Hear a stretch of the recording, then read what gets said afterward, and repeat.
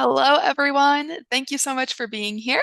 I'm Amber Ledberry, the Outreach Coordinator at Climate Action Now. It'll be just a few moments while people continue to gather.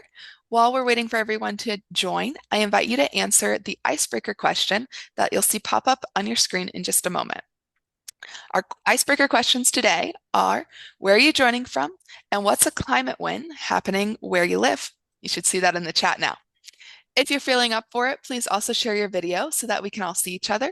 We will be recording this event and it will be available publicly online. So if you do not wish to appear in any shared content, please go ahead and keep your camera off. If you can't join us the whole time today, we'll be sending out a recording tomorrow. I'm very grateful that everyone is here today because even though the news has been upsetting lately, there is still hopeful information about the climate. People just don't hear enough about it. So thank you for joining us today to get your monthly dose of climate hope. I'll now turn things over to Kaylee Beam, Director of Content at Climate Action Now. All right. Hello, everyone. Thank you so much for being here. Like Amber said, I'm Kaylee Beam, Director of Content at Climate Action Now. As you get settled, keep those icebreaker answers coming. We want to hear all about the climate wins happening where you live. I see that Susan, you guys are working on passing a solid waste master plan with a zero waste lens, which is incredible. So definitely keep those wins coming. We want to see what's happening where you live and where you're joining us from. All right. So before we transition into the live interview, we're going to warm up by taking an action together inspired by our featured speaker's work. So if you've been to any of our recent events, you already know the drill. We'll be using the Can Action Carousel to take action today. This web-based version of the Climate Action Now app makes it easy to send well-researched, personalized messages to business leaders and political decision makers. It offers an endless stream of actions, measures your personal impact, and lets you earn points towards the planting of real trees. And the best part is that any environmental organization, local chapter of a larger group, or community group that wants to scale up their impact can get one, whether they have their own website or not. So let me just share my screen and show you how easy it is to take action with the carousel. So you should be seeing it shortly. So here's today's action. Tell your state leaders to pass a common sense bill deregulating plug-in solar. So you'll see that it says I took this action already on March 25th. And that's because this was actually our featured action the last time we were fortunate enough to be joined by a speaker from Bright Saber back in March. But the text has been updated with new content as legislation has continued to move at the state level, so you can trust that the information is new even if it looks like the action is the same on the surface. All right, so as you'll see, it just takes 3 clicks to take an action. First, click Do It Now or Do It Again. Choose how you want to contact the decision maker you're reaching out to, and because the platform has your address, it knows who your state, federal, and sometimes local officials are. You can use this little pop-out feature to review the message and make sure it's saying everything you want it to say. When it's looking good, hit done. And when you're ready, just hit send message. And just like that, you have taken action. Earlier, I mentioned earning points towards the planting of a real tree. And actually, so far, the Climate Action Now community has planted over 600,000 trees together, which is pretty incredible. All right, so here is today's action. If you'd like to take action from your computer, I can drop that link in the chat. Give me 1 second to grab that. All right, so there's that link for you. So go ahead and use that if you're taking action from your computer. But if you want to take action on your phone or tablet instead, we also have this QR code for you. So just point your camera at it, wait for that pop-up to appear, and tap on it to get to the carousel. If you've never used the carousel, you'll have to put in some basic information to take action, like your name, address, and email. You'll also be encouraged to set a personalized message. And for those of you who already have app accounts, but are using the carousel for the first time, don't worry, you will not have to start over. So when you enter your email, you'll get a verification code, and once you enter that, it will transfer all of your progress from the app to the carousel. All right, so that was a lot, but that's all from me. I'm going to stop sharing my screen, but turn my camera into the action slide so you still have access to it. And now I'll hand things back over to Amber to introduce our speakers and get things started. Over to you, Amber. Thank you so much, Kaylee. All right, so today, Sam Matikos, the editor-in-chief at Climate Action Now, will be talking with our expert guest speaker, Cora Stryker. Sam authors the Dose of Climate Hope Substack newsletter for Climate Action Now. Dose of Climate Hope illustrates new technologies, policy solutions, people, and trends that give us reason to be hopeful about the climate. Cora Stryker is co-founder of BrightSaver, a nonprofit working to make plug-in solar affordable and accessible for everyone. A serial founder, Cora was previously founder and executive director of Climate Justice Incubator and founder and CEO of Girl Blazer. Today, she's leading the fight to pass plug-in solar legislation state by state, giving everyday people real buying power in the clean energy market. We'll now transition into our live interview. As you hear from Cora and Sam, please type any questions you'd like to contribute to the discussion into the chat. Over to you, Sam. Hi, so I am super excited today to be hosting a monthly dose with Cora Stryker, co-founder of what I think it is hard to deny is now one of, if not the single most effective environmental organizations in the United States today. Lightsaber is brand new, just started in early 2025. I have been able to report on them kind of every step of the way, and Yeah. they have done something really astonishing on the scale of environmental movements, but also really in American sort of civic history in January 2025, so like 18-ish months ago, plug-in solar was basically impossible to install anywhere in the US. You could buy an assault rifle, but not a solar panel, basically. Um, which is sort of a provocative way to say it, but it's true, and it's important to say. So, just plug-in solar panels, which are common in Germany, increasingly common in Australia, in Africa, much of the rest of the world, were regulated in every US state 18 months ago as if they were a new coal plant or a new like 10 megawatt, 10 megawatt, like multi-acre solar farm. You had to submit a whole like technical diagram with pages and pages of attachments to your utility before being able to buy this one thing for your own home, which just doesn't make sense. Like the laws were not designed with that in mind. No one had in mind like this couple like this very small like portable buy a box at like a IKEA type power source. And you can in Germany buy a box at IKEA and have your own power plant for like a couple $100. But so Lightsaber was founded to fix that problem.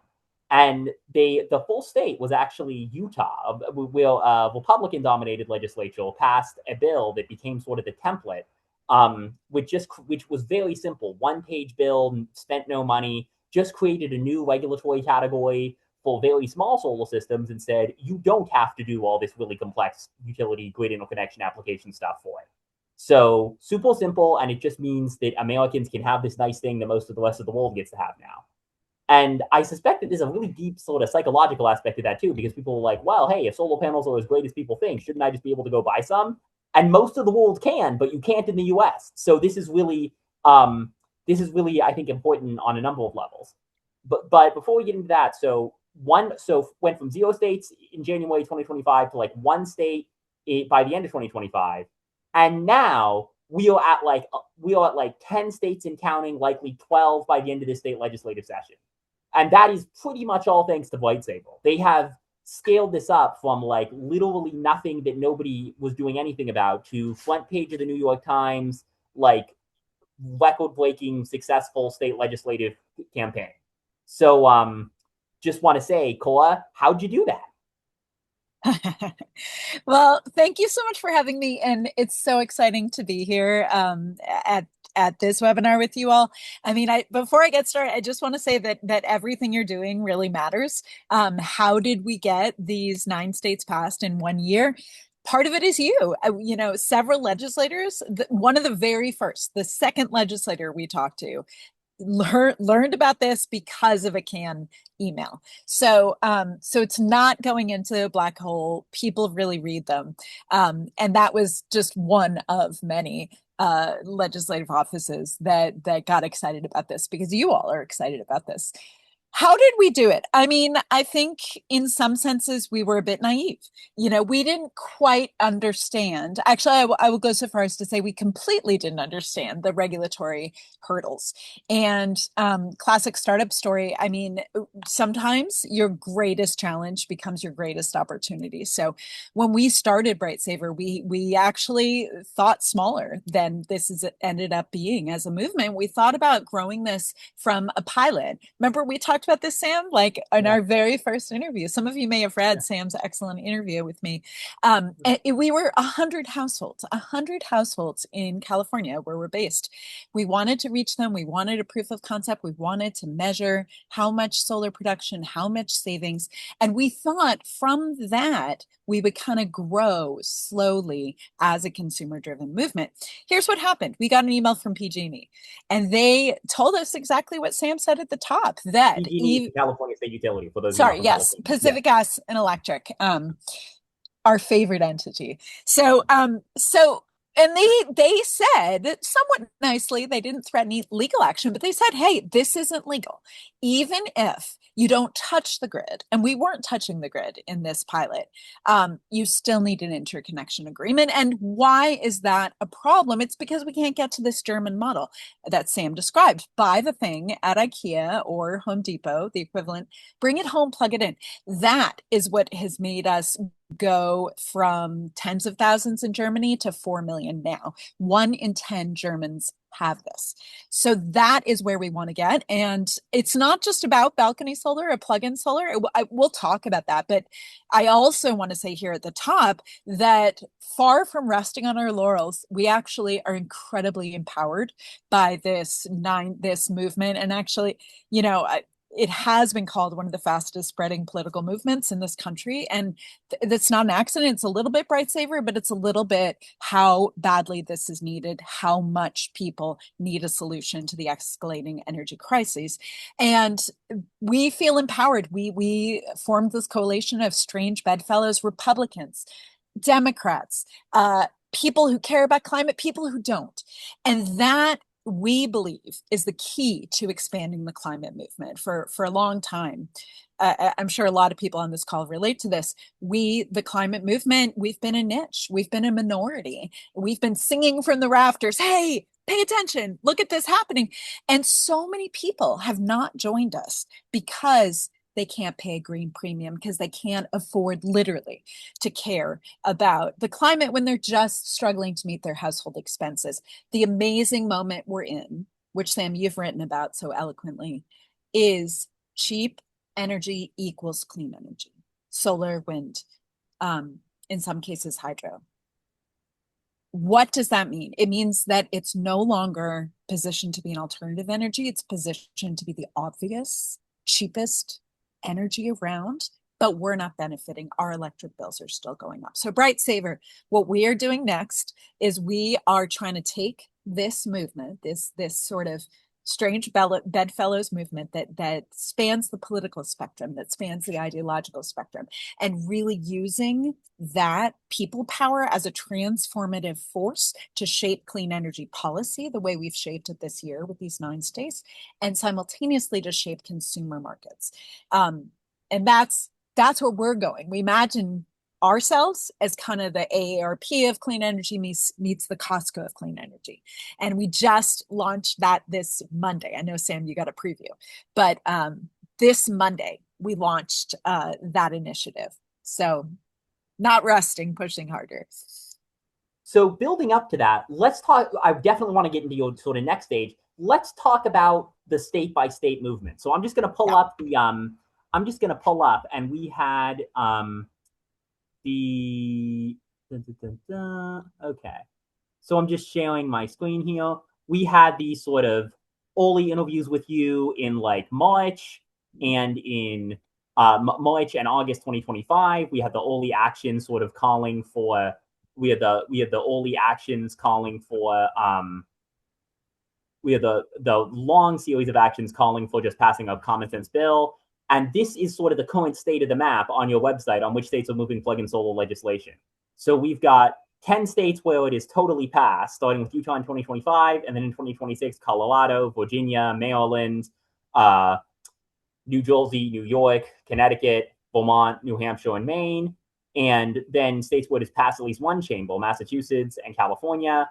And then all then there's 5 jurisdictions, including the District of Columbia, where it's still being considered. And then there's the sort of darker gray states where a bill was introduced but deferred till 2027. And then there's the light gray states where there's been no movement at all so far. So could you tell me the story of this map, Cora? so to speak, like how you progressed and how it sort of came to be this shape, not the code behind the map, but making those wins happen state by state. Yeah, if you talked to me a year ago, and actually you did, we thought maybe two, maybe three states would introduce this stuff.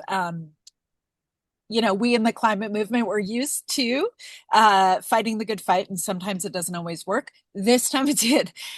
People became so excited about this, and some of the gray states you're showing, actually, we know the legislators in all those states, most of them, if not all of them, were not expecting it to pass this year. They got inspired. They introduced it to socialize the idea, to start the conversation. Is that good for the movement? People acted alone. And that is really how this happened. It started with an idea. It started with a vision. And we talked to legislators first in Vermont, second in Minnesota, and third in Delaware.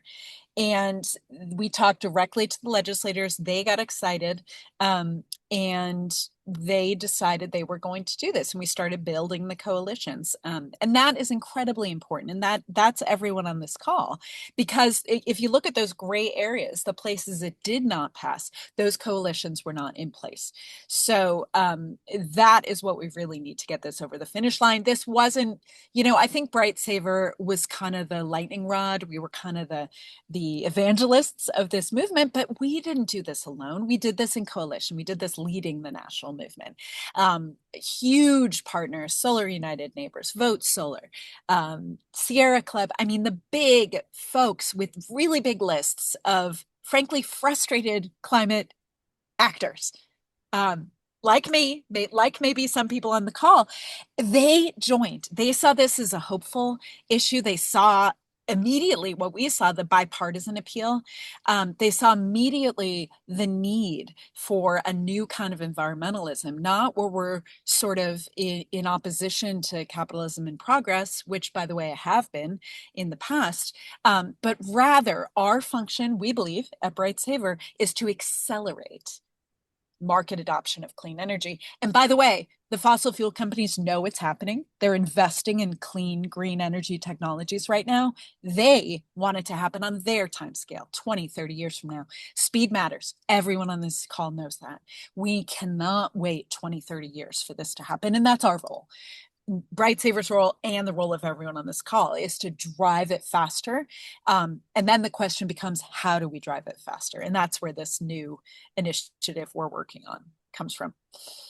And also, one of the most exciting things about this is that it really sort of flips the script on some of the fundamental organization of a grid. And if you sort of follow it through long enough, society, like this is really hard to be gatekept. And right now it's been gatekept with regulations. But once people can buy their own backyard solar panels, like rooftop solar is super hard to install. You're generally required to have like a registered electrician or something. It's often expensive. Not everyone has a roof set up for it. But backyard solar, like the like 40% of Americans who are rentals and don't own their own roofs can access it. Anyone can access it with any space at all. You can hang it out a window. You can put it in your backyard. You can like there's and also and fundamentally it is, in the most literal sense, power to the people. It is decentralizing energy production in a way that means it can't be gatekept by sort of the very regulatory captured sort of institutions that govern energy in America now. Yeah, and there are two really material consequences to that. Number one, you cut in half the price of solar per watt. Why? Because we have such enormous soft costs in this country, like you were describing, the cost of installation labor, the cost of marketing of the solar companies. And by the way, I love rooftop solar. I have rooftop solar, but not everyone can have it, as you bring up. That is how we evangelize clean energy. We bring in the folks who do not care about climate. And in Germany, if you look at what's happening there, it's about 50-50 split. About 50% of balcony solar unit users really care about the climate, want to decarbonize. About 50% say that cost savings are their motivation. That is how we double the climate movement, more than double the climate movement. Absolutely. Do you know what I mean? Absolutely agree. And we have a bunch of great questions in the chat. I want to get to as many as we can. But one question, and this is a good one, is someone says, "Can you update us on why it is taking so long in Utah, even though they have passed the legislation?" And relatedly, you're bit of a spoiler alert, but you're moving to ship plug-in solar kits now. why not to Maine? I'm from Maine, and I know. I know my parents would love one.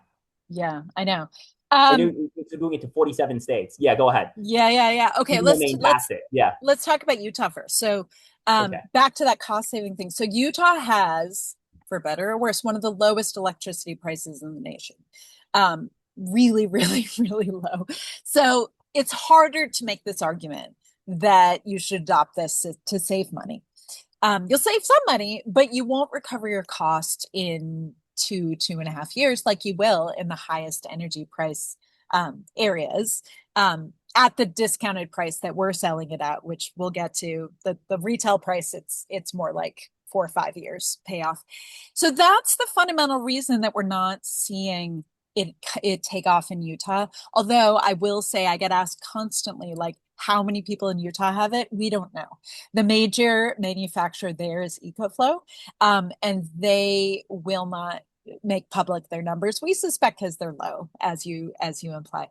Why not Maine? So if you drill down on these bills, they it's a patchwork. Some have different regulations than others, and let me tell you about the sort of platonic ideal of these legislation versions. So it's based on Utah, as you mentioned. Everything follows that template, and that fundamentally is about defining the relationship of the utilities to the consumer. Meaning, for these little systems, as you laid out, we shouldn't have to follow the regulations for big rooftop arrays or even utility scale solar. That is step one. That's what Germany did first. That's what we have done in 7 states. Now, 3 of those states went further: Virginia, Maryland, Colorado. I'm just gonna pull Went, up the map for this. oh, yeah, Yeah. please pull that up. Yeah. They passed renters' rights. And that is crucial. Germany did that, took Germany longer. I mean, that, Sam, is why we're so hopeful and so empowered and want to go further with this, because we did in 1 year, at least in 3 states, what it took Germany, 4 years to do, which is in Germany, after they did this interconnection reform, there was a second wave that passed renters' rights. And that is where we went from tens of thousands of folks in Germany having these to millions. Why? Because this is fundamentally a renter driven movement. You don't have to be a renter, but there's this pent up desire among renters to do something, to cut their energy bills, to decarbonize. Anyone can So have this, but if you're a rental, this is the only kind of solar you can have in most cases. I mean, you can have community solar. And by the way, like, if we had community solar across the whole nation, we wouldn't need to exist. Community solar is fantastic. Hmm. But there are all kinds of structural reasons that we don't all have it. For instance, like when I lived in San Francisco, one of the most liberal places, I couldn't get community solar. I was a renter. I mean, it just is a harder nut to crack than this stuff. Although, let me tell you what, we see this balcony solar thing as the gateway drug into that wider movement, that wider solar adoption on the utility scale, on the community solar scale. Um, Absolutely. Like this is as you say, like this is the most accessible and kind of no-brainer face of the climate movement. It is really like a consumer product that a consumer product that you're now allowed to buy, that is cool and directly benefits you and makes you more independent. Oh, and yep, someone just asked, what does deferred mean? Basically, it means it wasn't passed this year, but it's put on the agenda for next year. Like, that's right. literally put on some kind of list in the bowels of the state government building saying stuff that we will talk about at some point next session, next year.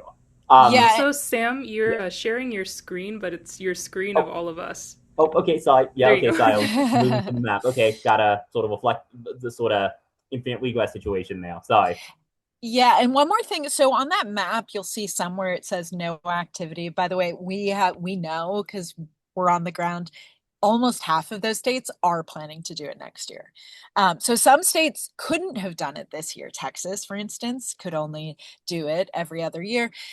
So we're going to see more. We know we're going to see more, and literally almost all of those states that are the darker gray that are deferred are already building coalitions for this year, and we're involved in them. So, yeah, we're not done. We've just begun.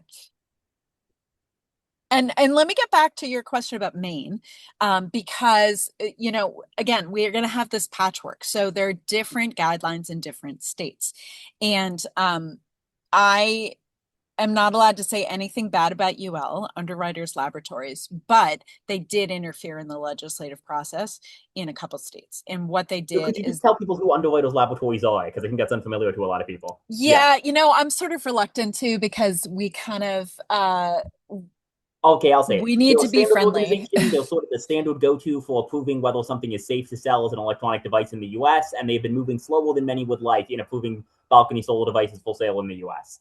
Yeah. And And yeah, and I am deliberately not going to pick a fight with UL on this call.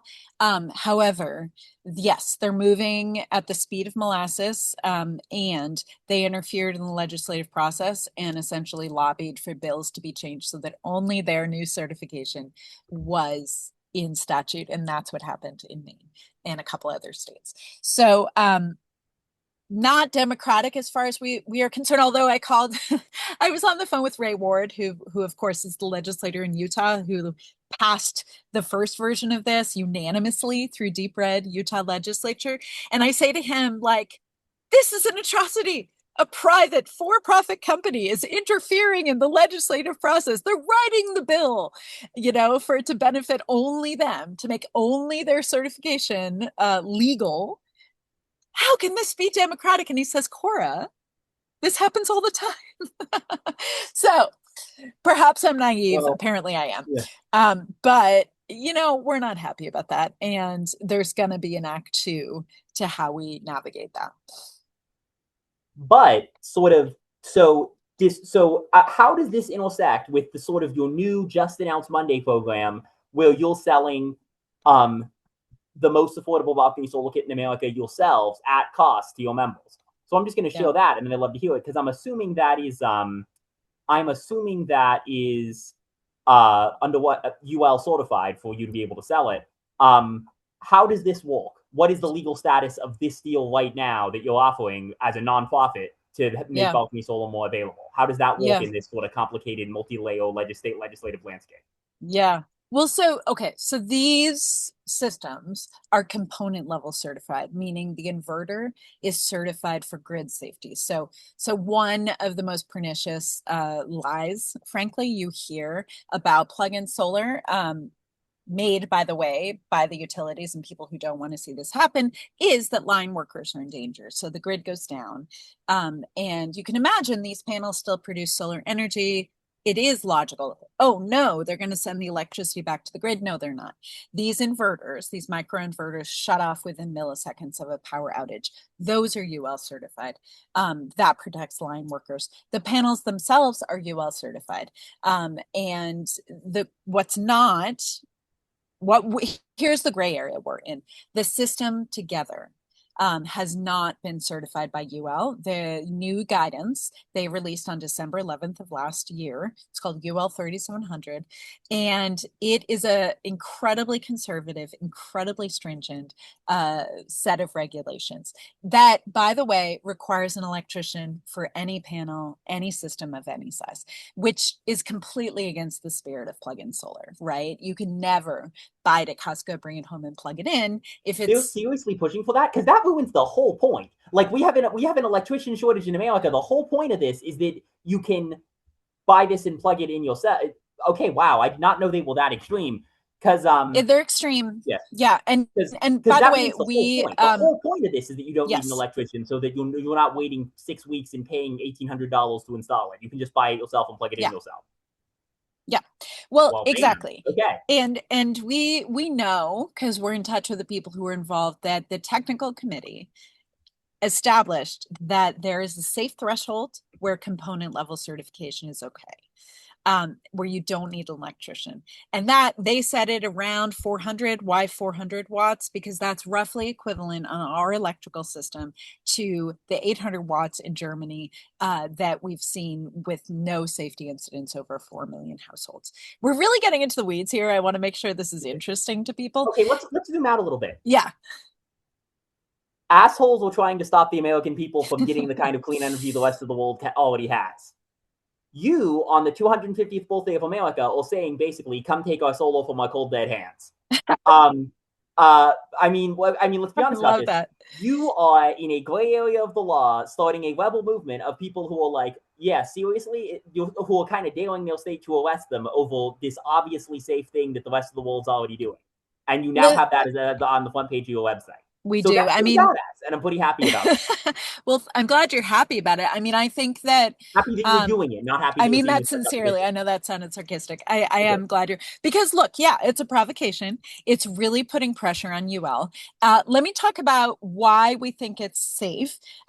We know it's safe because the National Electric Code, we know the people on the rulemaking panel, it's going to be updated in 2029. The rulemaking panel themselves have already done the technical analysis. They've already submitted it as a public amendment. There was a Canary article Monday that links it, that does a great job of explaining this. And their technical analysis says 360 and below is safe, even at this component level certification, for anyone to plug into any outlet without an electrician. And that's why our system is 360 max. It's not arbitrary. It's 360 because watts, to we answer a question know, in the chat. Yeah. yeah, we know the NEC, National Electric Code, is going to update exactly that way in 2029. Here's a bit of inside baseball, that we suspect that we know the technical committee on UL was heading toward a similar conclusion, but it didn't end up in the final certification. We suspect their legal team took it out, and we suspect, based on our connections, that they are waiting. Legal wants them to wait for the National Electric Code to update first, because then they have no liability. They can point to NEC and say, hey, they found it safe. Guess what? We're tired of being patient. we I we don't have love I time. love this about you. I love that you're just going for it. Because honestly, if there's one positive lesson to take over the lamentable state of American politics today, it's that you can get away with a heck of a lot if you ignore the rules. So you are trying to go for it in that gray area in a good reason to actually get this clearly positive thing out to people now, not wait till 2029. That's our position. I mean, I said in an interview, I'm not sure my mom would do this, like she waited 6 months to get a permit to cut down her own tree in her own backyard. So this is an early adopter thing. You can think of it kind of as a guerrilla solar thing, except we're a nonprofit. There's no world in which we would sell these if we had any doubt about their safety. You can find the NEC amendment. It's public. There's a link to it in the Canary article about Bright Saver that was released Monday. So look at it for yourself. I mean, we're not in a gray zone of what is safe. We're in a gray zone of The legalities. it catching up. And let Yeah. me go back to that platonic ideal of legislation. So we're not the only ones who are impatient. There are 3 states that are also impatient, and they wrote into statute that systems like this are legal without an electrician. Those states are Maryland, Colorado, And Maryland, Virginia, you Colorado. said. Yes, Virginia. And what they say is at 391 watts, you can install these without having to change the wiring of your house. Guess what? UL's new system level certification says you have to have an electrician do such a thing. So that means renters are never going to do that. However, renters in Maryland can do it. Renters in Virginia can do it. Renters in Colorado can do it. So what So in we those 3 think, states, you're totally in the clear. totally in the clear for any system under 391. Everywhere else we're operating this gray area, and by the way, we're not the only ones. EcoFlow is operating in this gray area. They are selling component level systems much larger than ours, by the way, 1200 watts. AP Systems is operating in this gray zone. I mean, there are a bunch of them. Craftstroom is operating in this gray zone. And we believe strongly that we need a nonprofit, playing in that game as well. And that's why we're selling it at cost. I mean, this is what it costs us. By the way, it's actually at a loss because, we have really busy people working around the clock to make this happen. So we sustain ourselves based on philanthropy alone. And I would say if people believe in this, if people want this clean energy transformation to happen on a policy level, to build this huge coalition across the political spectrum, united around clean energy, please join us. Please become a member. Please if you can afford it, become a founding member. I mean, that's how we get there. And we don't have time to like sit on our hands and wait for what we know is safe to be written into it's not statute. UL is not legal organization. NEC is not even an elected body. So the question is, how patient do we want to be? How long do we want to wait? And we, Bright Saver, we don't think people want to wait. So we are answering the call right now. Yeah, and I love that. Like what you are doing here is really amazing and really bold, and it honestly really reminds me of just sort of in the July that is, the 250th anniversary. It really reminds me of some of the responses to the intolerable acts by the American colonists in the 1760s. Honestly, it really does. Like just a massive sort of a line restraint of trade to just clearly benefit entrenched interests, and you're just like, okay, screw it, we're doing it anyway. Like like Well, not just like screw, we're doing it anyway, but no, this is I how. know you need to make it clear that you're dotting all the i's and crossing all the t's, and you can disavow anything I say if you want. I'm just an No, enthusiast, no, but you're like right, Sam, I but am I really proud of also what you're doing. thank you for saying that. But it's not just civil disobedience. It's well, maybe this is the right metaphor. It's civil disobedience that it leads to systems level change.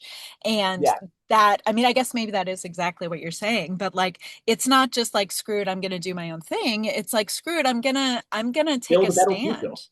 Yeah, And like by take the a stand way, and build a better future. Yeah, these systems are invisible. I mean, they're so small that your utility, even if you're in one of the states that has not passed a law, reforming interconnection, your utility will never find out, and we it'll just look like you bought an energy efficient refrigerator to them. It looks like it'll you're just be using like, less huh, we can energy. charge this person less. Maybe like Yeah. yeah, because here's the thing, like I would so do this if I lived in America, but I moved out of America to join my wife, who's from another country, and I am not going to ask the woman I love, who doesn't have an American passport, to move to America right now. Um, but but um, but if anyone wants to do a really cool radical act of pro clean energy action, like this is a great opportunity. You can go to like the front page of lightsaber.org and at cost from a nonprofit get the solar panel the establishment doesn't want you to have. It is very much that, and you can just say like, okay, I dare you to arrest me for having a plug-in solar without having filed the same grid application that you use for a coal plant. Like no one will actually do that. I believe it's correct to Right. say no one has ever been arrested or even No, fined for possessing plug-in solar in the not United even States. gotten Even an email, yeah, I mean, so like hundreds of people are technically illegally having these things, including in states where there's been no legislation at all, and they are normalizing it. They are building a constituency. They are proving that it works and it is safe. And I would have bought this already if I lived in the U.S. And oh, uh, I will be encouraging my parents to do that, though I'm not that's sure how well they'll go with the I'm not sure how they'll roll with the civil disobedience part. But man, if anyone's listening to this, this is something you can do now. You do not have to wait for the legislation. We are moving on this. You can go get a plug-in solar kit today and dare anyone to take it away from you. Which yeah. And let me say I one just more. really love that is the approach you've adopted here. That is the environmental movement needs more of that spirit. We do need, I bet, let me say, my mom wouldn't do Yeah. this. So if you support this vision, if you want to drive this forward, but you're not ready to do the civil disobedience, please become a member. Because what that does is, soon as the larger the movement we can build becomes, the more negotiating power we have as consumers, the more we can sit down and get this below $285 to make this a consumer driven movement with rock bottom prices that match the actual prices of clean energy. And we become a voting bloc the same way that AARP is. So if you believe in our theory of change, if you believe in our movement, but you're not ready to have to make an act of civil disobedience, please become a member. There's nothing illegal about that. Yeah, absolutely. And yeah, like I think we should just absolutely go for this. And there's some great comments in the chat. There's someone asking like they're in Texas, lots of organizations are advancing in plug-in solar. What's the most effective way to build support? Should we start with like local NGOs, the public, utilities, mayors, state reps, members of Congress? And I think my answer to them was just definitely state representatives. That's sort of how you guys have been doing this. That's sort of the level at which this is acting. There's no real chance of a federal bill on this anytime soon. Yeah, that's a So, great question. Just but yeah, yesterday, so I have, mean, I just yesterday I talked to our third federal office that has reached out and said, "What can we do?" And you know, that is complex. That okay. feels treacherous. And the last thing we want to do is draw those political lines in the sand. In fact, we see this movement as dismantling those right-left political divisions around clean energy. So I think we're not ready for federal action now. Maybe next year we will be. Yes, you're completely right, Sam. Let's move forward on the state level. And also, like, to answer the text impulse question, I would definitely advise not reaching out to your utility company. The utility company is often the sort of friendly opposition in all this, in the sense that they very much like having a monopoly on the production of electricity in America. So, Yeah, often very hardworking folks, but, they're used to things being done a certain way, and this isn't that way. So, yeah, I would definitely reach out to your state legislators first. yeah, that is true. I mean, I will say that some folks have reached out to the utilities and been told, oh, no, you don't need an interconnection agreement for this. And some have Ooh, reached that's out nice. and gotten customer service representatives who say, yes, you do. Um, I see little, I agree with you, Sam. I see little opportunity to move the utilities based on customer phone calls. So again, go for it on the action. The action we have right now up on the screen with the QR code is the one that is telling state legislators to pass the Bright Saver model bill that makes sure this is accessible to everyone. Climate Action Now has been supporting this every step of the way. We will be continuing to do Absolutely. so. We have an updated daily dose coming up next week after this interview goes public, and this is really exciting because like in we have already made a lot of progress, and this is really something um they could skip that already is and has the potential to go much further in scaling out rapidly. So Yeah, you mentioned that your new inventory of plug-in solar kits arrived in late August. You already sold out. What's your sort of supplying like? Like you mentioned, I think in one of the interviews you said you're keeping it flexible. You're not committing to one supplier or company. There are tons of options. But like, are you seeing any constraints? Oh yeah, someone has to just put this up on screen again. I'll do that. Um, uh, like how much of a hassle is it to get plug-in solar to sell? yeah, it's not terrible. I mean, the real trick is finding the supplier who will negotiate down to these rock bottom prices, right? I mean, obviously they don't want to sell their stuff this cheaply. We want them to, so we can pass those savings along at cost to people who want to adopt this. And we are working with one company now. I can say, and that is because they've given us the best deal.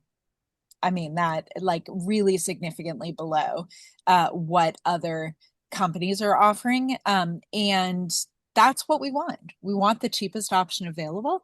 And through that, we are getting a much more robust pipeline of the materials. That's a company that sells the inverter to us at a pretty like that's why we can get this to 285. And solar panels are quite easy to come by, multiple suppliers for those. So yeah, I mean, I don't think we just had a meeting yesterday. I don't think we're constrained by the supply chain. What we need is a wait list in the thousands, pre-orders in the thousands, and then we will place an order in the thousands, and it'll be here in a few months. Absolutely. Yeah. So again, yeah, I would love to do this right away. I'm trying my best to promote this. I think this is great, and I think that really everyone should do this. The link is just brightsaver.org or brightsaver.org/balcony-solar.kits. Again, you guys are a nonprofit. You're not a company. You're doing this for the sake of the climate movement. You guys are not owning. You guys are not like taking any kind of profit margin on this. You're selling this at you're selling this at cost. Um, this is really just spectacular work.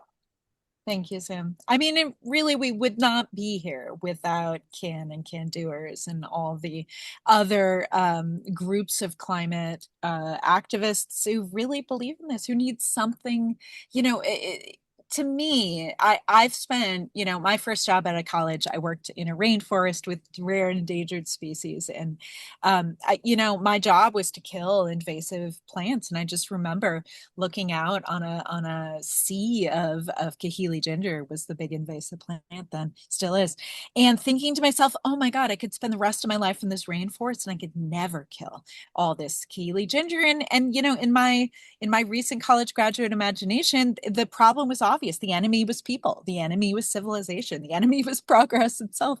And I think what's amazing, and Sam, you've been great about writing about this, is that we're at this tipping point where we really can have market solutions. But I'll tell you what, I've been in meetings with climate activists, and I've had people say, oh, the market will take care of that. Oh, the market is working, that'll play out. And that is true. However, we don't want it to Too play out slow. at the Yeah. molasses speed. Our job is different now. Our job is to fight a winning battle, first of all, not just to do it for the good fight. And second of all, to force markets, particularly in this country, to go at the speed we need to go at for widespread, quick clean energy adoption. And we think this is how we do it. We build a huge critical mass of us, and we push on the political level for the clean energy policies we need, and on the consumer level. Absolutely. And this is a big part of what we're doing because, like, there's this weird flip. Like, for most of the history of the climate movement, it was assumed that renewables would always be more expensive and we need That's right. sort of intense government action to mandate them. And as it's turned out, what we actually have is now renewables are the cheapest, but we have intense government action to stop them.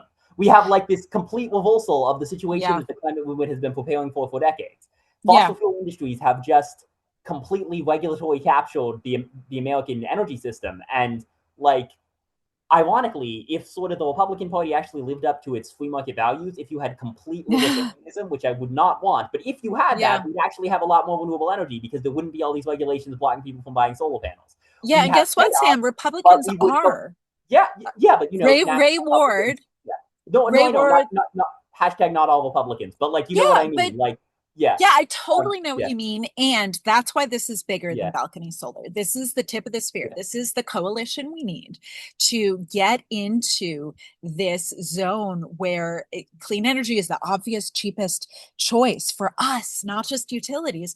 And yeah, I mean, when we talk about what this actually is, not at the federal level, at the state level, state Republicans get it for exactly the reason many reasons. This is energy independence. This is a no-brainer. This is don't tell me what to do in my backyard. And it's also climate action at scale. It's also community uplift from affordability. And, honestly, we're really lucky that the stars are aligning around one thing that we can all get behind, because guess what? This is the beginning, not the end. We're forming the coalition now. The next step is to go even further, to spread to other bigger clean energy technologies that will produce more gigawatts. And we need that coalition of strange bedfellows to make it happen. Yes, absolutely. The potential here is immense. Like, um, I really think you guys are the number one environmental organization in America right now, because a Oh, lot of places have, through not really anyone's fault, but a lot of places, like a lot of local Sierra Club chapters, have even come out against local solar farms for really kind of parochial, sort of spoiling the view reasons. Like, clean energy, a lot of people are not really adapted to the sort of, actually the good thing to do for the environment is build lots more stuff faster that the age of clean energy has brought us to. And and that is the case. Like we need to build a lot more clean energy very fast to reduce carbon emissions, electrify the grid, electrify transport and heating, and save the world. And sort of yeah. traditional, sort of fundamentally opposition-based environmental strategies aren't adapted to that, but yours are. And I think that that's really, really important. And like you said, it's part of a bigger deal thing. And like, Yeah, but we have to yeah, unite. We have to hold hands, yeah, like new environmentalists, older yeah. sort of thinking around environmentalism. I mean, we're beyond saving snow leopards, which, by the way, like that was my whole early career, not so snow leopards leopards in particular, but like we need to get beyond that. This is about saving ourselves, our kids. Yeah. Like this is existential. And by the way, climate change does save endangered species, right? Yeah. We And, so and yeah, go ahead. exactly, I agree. And fundamentally, like also, like it is now much easier to do this essentially to get your own solar panel in Pakistan or in Kenya or in Yeah, even Somalia than it is in the US. that's Like right. if people That's really right. got like I was just traveling in Africa recently and like there are across Rwanda, Uganda, and Kenya, there are people selling solar systems quite similar to these on the street That's with right. no regulatory barrier at all. That's And right. like I think if Americans, it's not a priority in the news. It's not really in the national consciousness as much as it should be. But I think if Americans really got how much their government is blocking them from getting clean energy, they would be outraged. Yeah. And you guys are really the primary force opposing that right now, and you're this sort of bold new startup. And I really admire the work you're doing. And just Oh, thank before you, we end, Sam. we have some Yeah. questions. Like someone asked if the cost on your website includes the shipping cost. Um, Uh, yeah. no, it does not. Okay, yeah. So shipping cost is we have It depends, yeah, where we're shipping yeah. it to. Okay, so yeah, just for ballpark, like this guy, a gentleman who's already subscribed to your program said like one panel $75 shipping cost, two panels $98 shipping cost. That not sure where he's from, but that's about ballpark. Yes, Um, that's about ballpark. okay, and so that plus shipping costs, and then someone else asked, what percentage of a normal household energy usage does a plug-in solar handle? And again, normal household varies a lot, but again, ballpark. Sure. Yeah, I mean, it's about, I would say if you're interested, go to our website. We have a savings calculator. That's for both the very smallest 180 watt panel and the 360 two panel combo. It's really hard because how big is an average household? I would say go there. You can put in your zip code and it will calculate your savings based on your electricity prices and how much solar production. It varies by latitude, like you get less exposure in Massachusetts than you do in Florida.